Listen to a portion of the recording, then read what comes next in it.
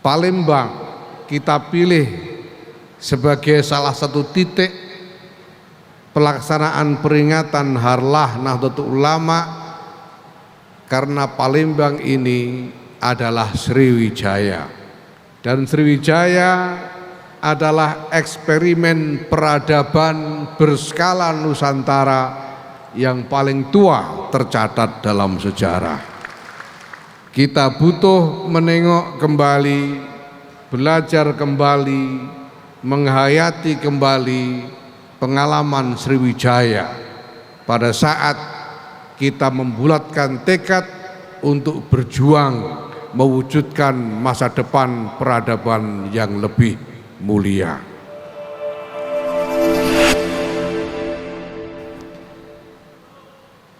Assalamualaikum warahmatullahi wabarakatuh.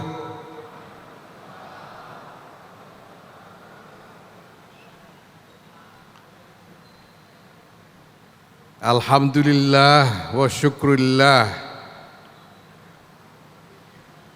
wassalatu wassalamu ala rasulillah Sayyidina Maulana Muhammadin ibn Abdillah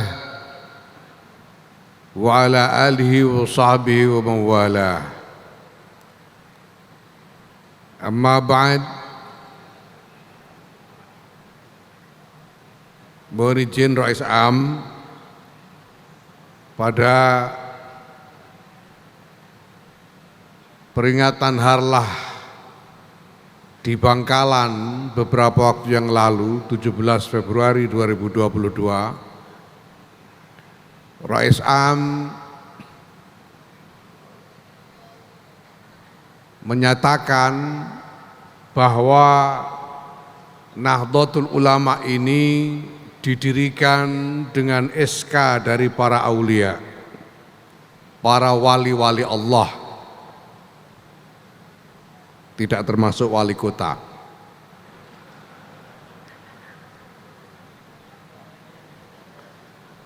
Saya memahami bahwa para aulia dalam hal ini terutama adalah jaringan aulia di seantero Nusantara ini yang telah berkembang sekian generasi dan kemudian memberikan barokah puncak dengan dilahirkannya Nahdlatul Ulama ini. Di antara mereka adalah para wali songo, tetapi juga termasuk wali-wali yang lain. Di antara wali-wali atau yang kita punya husnuzon kuat, termasuk di antara aulia, kita mengenal ada Ki Ageng Gribik alias Raden Wasikno Timur, yang sekarang makamnya ada di Jatinom, Klaten. Nah, Bapak Ibu sekalian, di sini ada salah seorang keturunan dari Ki Ageng Gribik, yaitu Pak Erlangga Hartarto ini. Jadi Pak Erlangga, jangan kita mohon untuk tidak, kita mohon kepada Pak Erlangga untuk tidak kaget dengan permintaannya Pak Amiruddin Nahrawi tadi, karena memang sudah pantas kalau leluhurnya dulu ikut tanda tangan, ya pantas-pantasnya keturunannya ya gimana gitu ya.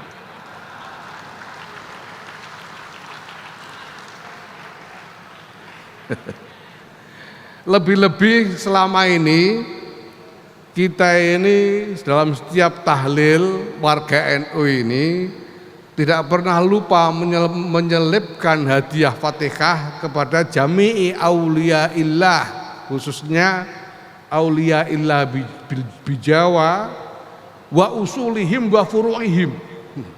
Nah ini pasti Pak Erlangga ikut kebagian hadiah itu. Bayangkan 99 tahun dapat hadiah Fatihah terus. Kapan ngasih hadiah kepada NU gitu.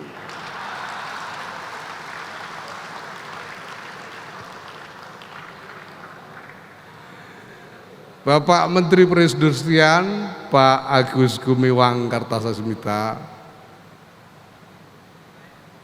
Bapak Gubernur, mohon maaf harus saya sebut terlebih dahulu Mustasyar Pengurus Besar Nahdlatul Ulama yang juga Gubernur Sumatera Selatan, Pak Haji Herman Deru yang bercita-cita menjadi kiai,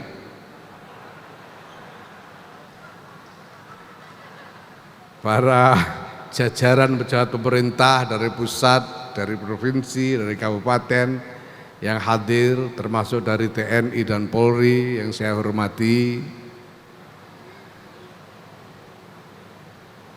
sahabat-sahabat saya, jajaran pengurus Nahdlatul Ulama, mulai dari pengurus besar, pengurus wilayah, sampai dengan pengurus cabang se-Sumatera yang hadir malam ini yang saya cintai.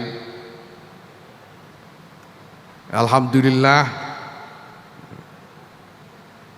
kita membayar hutang malam ini dari janji kita untuk menyelenggarakan peringatan harlah, salah satunya di titik Palembang ini yang terpaksa kita tunda.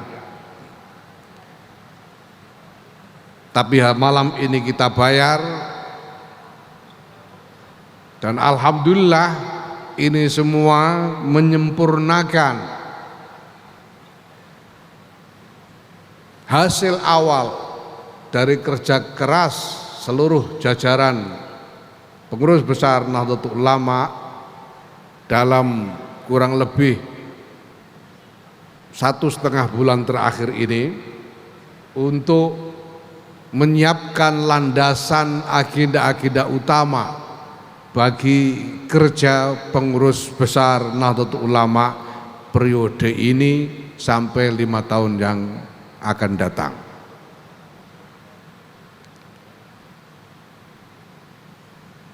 Saya mungkin tidak akan bicara terlalu panjang karena bahannya sudah dihabiskan Cak Amir.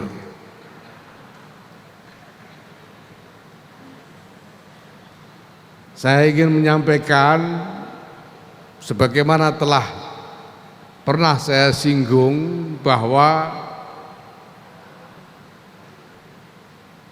Palembang kita pilih sebagai salah satu titik pelaksanaan peringatan harlah Nahdlatul Ulama karena Palembang ini adalah Sriwijaya,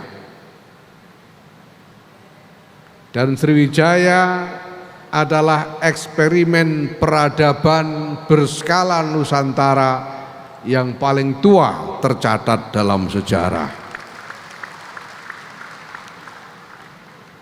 Kita butuh menengok kembali, belajar kembali, menghayati kembali pengalaman Sriwijaya pada saat kita membulatkan tekad untuk berjuang mewujudkan masa depan peradaban yang lebih mulia. Sriwijaya adalah peradaban besar yang mampu bertahan tidak kurang dari 7 abad, sejak abad ke-7 kelahirannya sampai dengan abad ke-14. Kalau kita belajar dari sukses Sriwijaya di dalam menegakkan peradabannya, kita bisa melihat bahwa etos fundamental dari Sriwijaya adalah di antara yang lain terutama keluasan dan keuletan, flexibility and resilience, luyunah wa murunah. Dengan keluasan dan keuletan itulah Sriwijaya berhasil mengarungi sejarah yang begitu panjang di tengah-tengah dinamika sejarah yang tidak kalah intens dari apa yang kita alami hari ini, di tengah-tengah persaingan sengit dengan peradaban-peradaban besar lainnya seperti Cina dan India. Tapi Sriwijaya mampu bertahan karena luas, mampu menyesuaikan diri secara rasional dan realistis terhadap perkembangan keadaan. Tapi juga ulet, resilient, tidak kenal lelah, tidak kenal putus asa di dalam mengejar apa yang menjadi cita-cita peradabannya, yaitu mempersatukan Nusantara ini. Ini pelajaran penting bagi kita semua, karena kita ini sedang memasuki masa-masa yang penuh dengan badai sejarah. Kita sedang menghadapi masa-masa yang penuh ketidakpastian, penuh kejutan. Orang menyebut-nyebut tentang era disrupsi. Begitu banyak kejutan-kejutan yang muncul, yang menggoyang kemapanan-kemapanan yang ada. Kita sedang sangat optimis mengejar kemakmuran ekonomi, tiba-tiba ada pandemi. Kita sedang berusaha menjalin perdamaian yang lebih lestari di antara berbagai bangsa, tiba-tiba meletus perang Rusia Ukraina. Entah di masa depan ini akan ada kejutan apa lagi. Tidak mungkin kita mampu bertahan dari berbagai macam ketidakpastian itu apabila kita tidak memiliki keluasan dan keuletan untuk menghadapinya. Satu lagi pelajaran yang sangat penting dari Sriwijaya ini, Bapak Ibu, sahabat-sahabat sekalian, adalah bahwa Sriwijaya ini lahir dan tumbuh di atas fasilitas kemewahan alam. Sriwijaya ini bukan peradaban pantai. Palembang ini ada di tengah pulau, cukup jauh dari pantai, tapi mampu mengembangkan peradaban maritim dengan jaringan maritim yang kokoh. Kenapa? Karena kemewahan Sungai Musi yang begitu lebar dan dalam, sehingga mampu berfungsi penuh sebagai pintu gerbang Sriwijaya ke seluruh dunia.